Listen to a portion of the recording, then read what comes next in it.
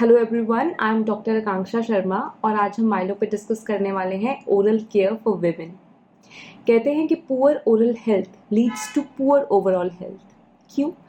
क्योंकि हमारा जो माउथ है वो गेट है हमारी बॉडी का। अगर हम अपने माउथ को क्लीन नहीं रखेंगे, उसमें बैक्टीरियाज ग्रो करेंगे तो हमारी बॉडी में वो ऑटोमेटिकली जाएंगे। जब भी हम कुछ खाएंगे तो हमारी बॉडी में वो चले जाएंगे। सो इसलिए हमारे लिए ओरल हाइजीन मेंटेन करना बहुत ज़्यादा इम्पॉर्टेंट है, और स्पेशली विमेंस के लिए। क्यों?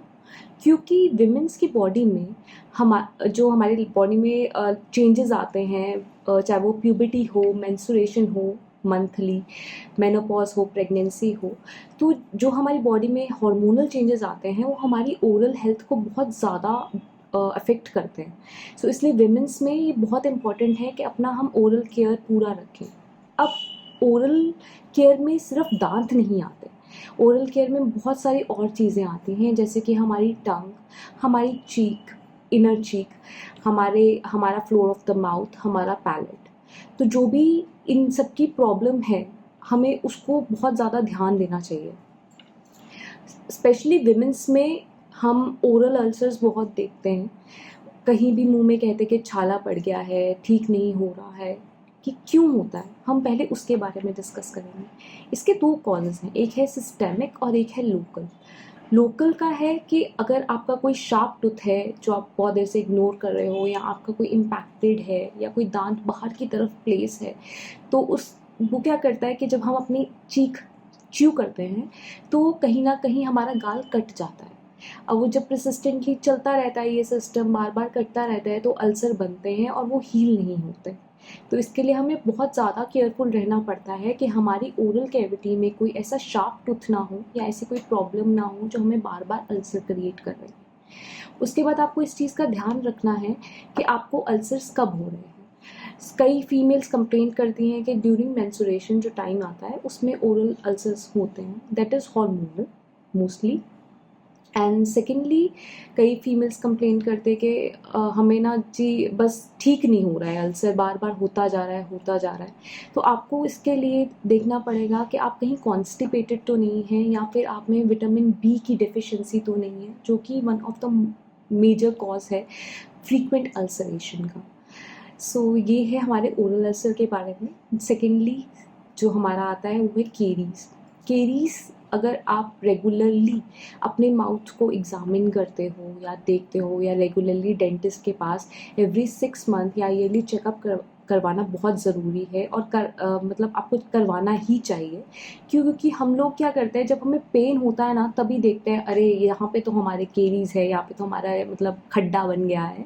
तो ऐसी नौबत आने से पहले ही रेगुलरली जब आप ब्रश करते हो तो आप चेक करें कि कहीं कोई प्रॉब्लम तो नहीं आ रही है, कहीं कोई काला धब्बा या कुछ ऐसा तो नहीं है। अगर ऐसा लग रहा है तो आप डेंटिस्ट को दिखाएं, क्योंकि जब माइनर चीज़ में ही हम उसको पकड़ लेते हैं कि नहीं इतनी सी ही प्रॉब्लम है, तो उसका ट्रीटमेंट भी बहुत छोटा होता है, 15 मिनट प्रोसीजर, या बहुत आपकी पॉकेट फ्रेंडली भी होता है। लेकिन जैसे जैसे हम उसको इग्नोर करते हैं, वो चीज़ बढ़ती जाती है, तो उसका ट्रीटमेंट भी उतना ही एग्रेसिव हो जाता है, और वो आपके पॉकेट पे उतना ही हैवी कॉस्ट करता है। तो females just always when you brush keep on checking that you don't develop any black spot और एनीथिंग लाइक दैट। थर्डली, हमारी गम की हेल्थ, हमारा पेरिडोंटल हेल्थ जिसे हम कहते हैं। हमेशा देखिए जब भी आप ब्रश करते हैं कि कहीं मुंह से खून तो नहीं आ रहा है रेगुलर बेसिस पे। ये भी मैं आपको ये स्पेशली आप देखिए कि मेंस जब आपका ये पीरियड वाला टाइम आता है तो क्या आपको तब प्रॉब्लम होती है ऐसे? क्योंकि पीरियड के टाइम पे भी जस्ट बिकॉज प्रोजेस्टेरोन और ईस्ट्रोजन के लेवल्स एकदम हाई हमारे रेगुलर साइकिल से ज़्यादा इफेक्टिव होते हैं, तो उसमें कई विमेंस को ये ब्लीडिंग का प्रॉब्लम या ब्लीडिंग की समस्या स्टार्ट हो जाती है। तो इसके लिए आपको रेगुलरली देखना है कि हमारे स्पेशली इंटीरियर्स, आगे की दांतों की अंदर वाली साइड में ज़्यादा प्लाक या ज़्यादा गंदगी तो नहीं जमा हो रही। अगर हो रही है तो आप उसको क्लीन करवाएं, क्योंकि ये गंदगी अगर परसिस्टेंटली बढ़ती ही जाती है तो वो गम्स और दांत के बीच में अपनी जगह बना लेती है, जिसके कारण गम्स नीचे जाना शुरू हो जाते हैं। दांत हमारे लूज़ होना शुरू हो जाते हैं। तो अगर आपको कभी भी ऐसा लगे कि जो मेरी पेरियोडोंटल हेल्थ है वो मतलब ख़राब है या गम्स में ब्लीडिंग हो रही है, तो प्लीज़ अपने रेगुलर अपने लोकल डेंटिस्ट को उसके बारे में ज़रूर दिखाएं, उसको इग्नोर ना करें। अपना थोड़ा सा ध्यान बच्चों और फैमिली से अलग रख के अपने ऊपर भी दीजिए, ये आपके लिए भी बहुत ज़्यादा इम्पॉर्टेंट है। सेकेंडली, ओरल कैविटी में और क्या प्रॉब्लम है। अगर आपको कभी भी चेक करें कि नहीं मेरे को कुछ वाइट पैच या रेड पैच या कोई भी इस किस्म का पैच दिख रहा है, उसे इग्नोर ना करें। या कभी भी आपको लगे टंग पे कुछ स्पाइसी ज़्यादा लग रहा है, कुछ चुभ रहा है ज़्यादा जो ठीक नहीं हो पा रहा है, तो आप उसे भी अपने डेंटिस्ट को ज़रूर दिखाएं। ओरल कैविटी की केयर बहुत ही इम्पॉर्टेंट है। कई लोग इसको इग्नोर करते हैं, पर इसको इग्नोर मत करिए। Let's now proceed to the next question, live session. आपके मैं कुछ क्वेश्चंस लूँगी, आप उसके बारे में बताइए, मैं आपको उसके बारे में बताऊँगी। So let's start with that.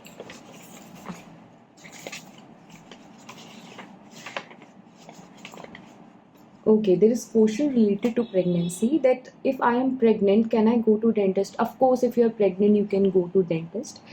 Dentist के पास आपको जाना ही चाहिए अगर आप प्रेगनेंसी, मैं तो ये कहती हूँ कि अगर कोई फीमेल प्लान कर रही है प्रेगनेंसी, तो एक बार उससे पहले डेंटिस्ट के पास ज़रूर जाएं, चेकअप करवाएं। क्योंकि जो हमारे कुछ इश्यूज़ होते हैं जो हम लाइक अपने काम में बिज़ी हैं, हम इग्नोर कर रहे हैं, तो एक बार चेकअप करवा के आप उसे सॉर्ट आउट करवा लो कि आपके दांतों में क्या इशू है, कोई केरीज है या कोई प्रॉब्लम है, तो उसका पहले ही ट्रीटमेंट हो जाए। क्योंकि प्रेगनेंसी में हम थोड़ा रिस्ट्रिक्ट हो जाते हैं। क्यों? क्योंकि हमारा भी फर्स्ट एंड थर्ड ट्राइमेस्टर में हम लोग ज़्यादा नहीं ट्रीटमेंट कर सकते हैं, क्योंकि मोस्टली डेंटल ट्रीटमेंट में एक्सरे रिक्वायर्ड होता है या फिर एनेस्थीसिया रिक्वायर्ड होता है, तो हमारे हाथ काफ़ी हद तक बंद जाते हैं। तो इससे पहले आप प्लान कर रहे हो, आप एक बार थॉरली चेकअप करवा लो। कोई भी एक्टिव प्रॉब्लम है, कोई भी केरीज है या कुछ भी ऐसा पेरिडोंटल गम्स का इशू है, तो वो पहले ही सॉर्ट आउट हो जाए। और अगर आप प्रेग्नेंट हो और अगर आपको इशू आ रहा है, अभी भी प्रेजेंट है कि नहीं, प्रॉब्लम है, पेन हो रहा है या कुछ है, तो आप डेंटिस्ट को दिखाइए, सॉर्ट आउट हो जाएगा। सेकेंड ट्राइमेस्टर में अगर बहुत ही इमरजेंसी प्रोसीजर हो तो हम करते भी हैं। थर्ड में भी अगर कुछ बहुत ही, third trimester mean 7 to 9 months, अगर कुछ भी ज़्यादा प्रॉब्लम या कोई इन्फेक्शन बहुत ज़्यादा होती है, हम स्पेस इन्फेक्शन कहते हैं, तो हम उसको भी ट्रीट करते हैं। क्योंकि मदर के लिए वो सही नहीं होता, मदर की लाइफ के लिए भी it's threatening sometime, so we do that procedures. तो ऑफ कोर्स अगर आप प्रेग्नेंट हो, अगर आपको कोई प्रॉब्लम है, तो आप उसका ज़रूर चेकअप करवाएं। प्रेगनेंसी में और भी बहुत ज़्यादा इश्यूज आ जाते हैं, जैसे कि क्योंकि हमारा progesterone, as I have told you before, pregnancy के टाइम पे प्रोजेस्ट्रॉन, ईस्ट्रोजन हार्मोन्स काफ़ी ज़्यादा उनमें चेंजेस आते हैं, तो उसके कारण जो हमारा गम्स, कई फीमेल्स कंप्लेन करती हैं कि हमारे गम्स एकदम से, स्पेशली सेकेंड ट्रिमेस्टर में, कि हमारे गम्स स्वोलन हैं। हम जब सुबह उठते हैं तो हमारे मुंह से खून आता है, ब्रश करते वक्त हमारे मुंह से खून आता है। तो ये इसका एक रीज़न, इसको कहते हैं प्रेगनेंसी इंड्यूस्ड जिंजिवाइटिस। इसका ये 2 कारणों से होता है। पहला मैंने आपको बता दिया, हार्मोनल चेंजेस के कारण। हार्मोनल चेंजेस के कारण इनका हमारी ब्लड सप्लाई हमारे गम्स को इंक्रीज हो जाते हैं, जिसके कारण थोड़े और सेंसिटिव और स्वोलन होते हैं। और जब भी हम उस पर कुछ भी चीज़ लगती है, ब्रश या कुछ भी हार्ड, तो वो थोड़ा सा ब्लीड करना स्टार्ट हो जाता है। तो अगर आपको ऐसी कोई प्रॉब्लम आती है, आप अपने लोकल डेंटिस्ट को दिखा सकते हैं और एक हैबिट बना सकते हैं कि 1 गिलास गुनगुने पानी में एक थोड़ा सा नमक डाल के आप गागल्स करें। ये बहुत ज़्यादा इफ़ेक्टिव होता है इस स्टेज में। अगर आपको प्रेगनेंसी में ऐसा लगे कि कहीं मुंह के अंदर कुछ ये स्वेलिंग है या कुछ बहुत ज़्यादा थोड़ा बढ़ गया है, कुछ गोला सा, कुछ गम्स के अराउंड, अगर सरल भाषा में बताया जाए, कुछ मतलब ऐसा कुछ है, आप अपने डेंटिस्ट को ज़रूर दिखाइए। घबराने की बात बिल्कुल भी नहीं है, प्रेगनेंसी में ऐसा होता है, ये एक मतलब नॉर्मल चीज़ है, बहुत सारी फीमेल्स को ऐसा इशू होता है। So don't you worry about that, manage हो जाएगा। Okay, now we'll get to the second question.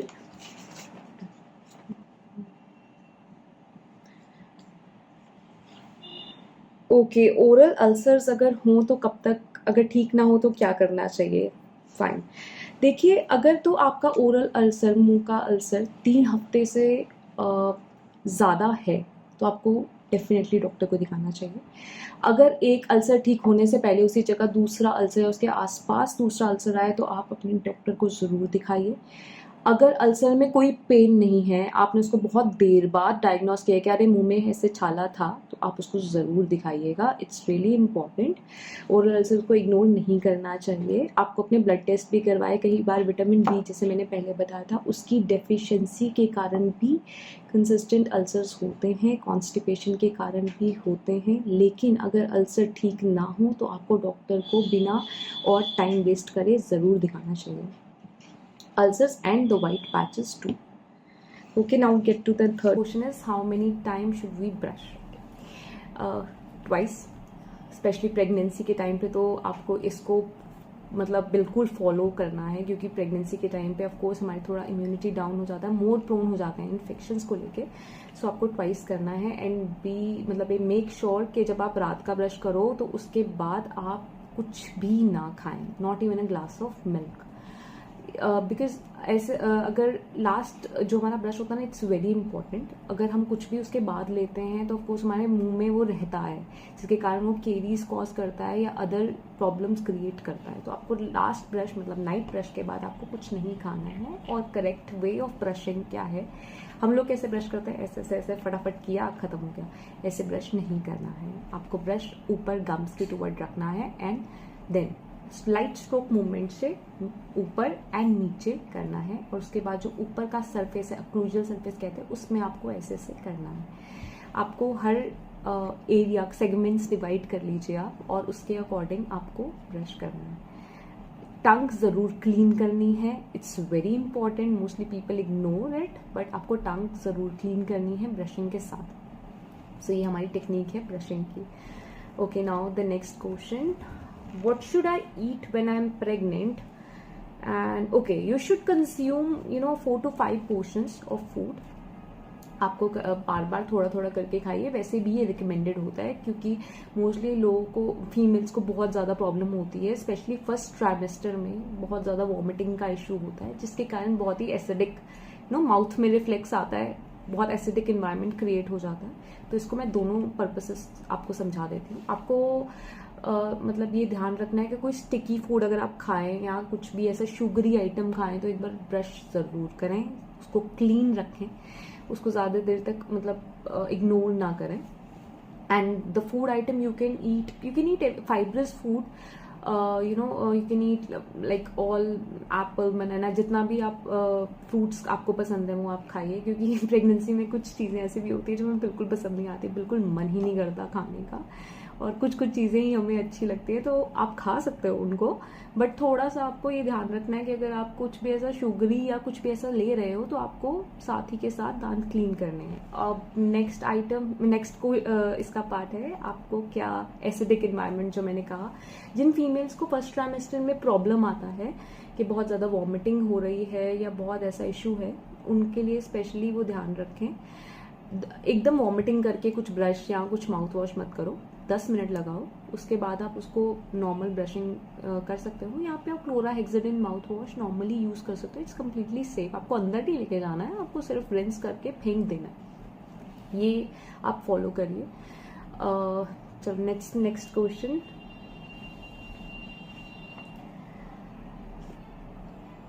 Okay, what should I not eat when I am pregnant? Unpasteurised milk, वो वैसे आपकी हेल्थ के लिए अच्छा नहीं है। आप दूध पीते हो अच्छे से उसको उबाल के पियो, कैफीन नहीं लेना है बिल्कुल भी, वो वैसे भी आपके लिए रिकमेंडेड नहीं होता प्रेगनेंसीज में, गायनेकोलॉजिस्ट पे मना करते हैं। कैफीन बेबी के लिए भी ठीक नहीं होता और आपके ओरल हेल्थ के लिए भी ठीक नहीं होता, so don't take caffeine. Otherwise you can consume of course कुछ हर घर का अलग होता है, ये नहीं खाना, पपीता नहीं खाना, पाइनएप्पल नहीं खाना, you can avoid that, but healthy food आप लीजिए and it's very good for your health. Okay, how will my teeth will be affected when I'm pregnant? Okay, as I've told you before, due to hormonal changes, you're more prone to infection as immunity हमारी थोड़ी low रहती है, so we are more prone to infection, हमारा plaque build की tendency increase हो जाती है, तो गम्स ज़्यादा टेंडर हो जाते हैं. So when when you are like in pregnancy, आपको इन सब चीज़ों का यही है जो इशू मेन आता है फीमेल्स को, गम्स के रिलेटेड, गम्स के प्रॉब्लम आती है, तो आपको बस उसका ध्यान रखना है, अपना हाइजीन मेंटेन रखना है, यही की है एक अच्छी ओरल हेल्थ की. हाइजीन मेंटेन रखिए. Okay, the next one. Okay, should I brush after post. हाँ, ये एक बहुत बड़ा मिथ है कि पोस्टपार्टम के बाद जी दांत लूज हो जाते हैं, ब्रश ना करो. ऐसा कुछ नहीं है, आपको ब्रश करना ही है, कोई दांत लूज नहीं होते. आपको अपनी हाइजीन मेंटेन रखनी है, क्योंकि अगर आप उसको मतलब अगर आप क्लीन नहीं रखोगे अपनी ओरल कैविटी को, बेबी को भी किस करोगे या कुछ करोगे तो आपके जर्म्स या आपके बैक्टीरिया उसको भी ट्रांसफर करोगे. तो जब भी पोस्टपार्टम का आपका टाइम है, आप मेक श्योर आप अपनी हाइजीन प्रॉपर मेंटेन रखो, ब्रशिंग मॉर्निंग एंड नाइट करो. हाँ, आप रफली ब्रश मत करिए, आपको अगर ज्यादा लग रहा है आप सॉफ्ट ब्रश जो आता है वो यूज कर सकते हो, पर ब्रशिंग करना है. So it's a big myth that आपके दांत लूज हो जाते हैं पोस्टपार्टम ब्रशिंग से, ऐसा कुछ नहीं है. जो भी ऑफ कोर्स बहुत पोस्टपार्टम एक इटसेल्फ चैलेंज है फीमेल्स के लिए, रिकवरी के लिए. हमारी पूरी बॉडी हमें फील होता है लाइक वी आर नॉट, हम जैसे पहले थे हम वैसे नहीं हैं. इट्स वेरी चैलेंजिंग, बट उससे ये मतलब बिल्कुल नहीं है कि आपको ब्रश नहीं करना है. आप डिलीवरी के एक दिन के बाद भी ब्रश कर सकते हो, इट्स कम्प्लीटली नॉर्मल. आपको कोई मना नहीं करेगा उसके लिए, और ये आपके लिए ही अच्छा है. सो ऐसा कुछ नहीं है कि पोस्टपार्टम के बाद ब्रश नहीं करना है या सिर्फ कुल्ला करना है. अकेले कुल्ले से कुछ नहीं होता. जो प्लाक जमा है वो आपको मैकेनिकली मतलब ब्रश के थ्रू ही निकलेगा, तो उसको आपने इग्नोर बिल्कुल भी नहीं करना है, ब्रशिंग प्रॉपर करनी है. Okay, that was all the questions till now. See you next time. All the best. All the best to all of the women here trying to conceive or pregnant or getting through the postpartum part. All the best to you guys. Bye.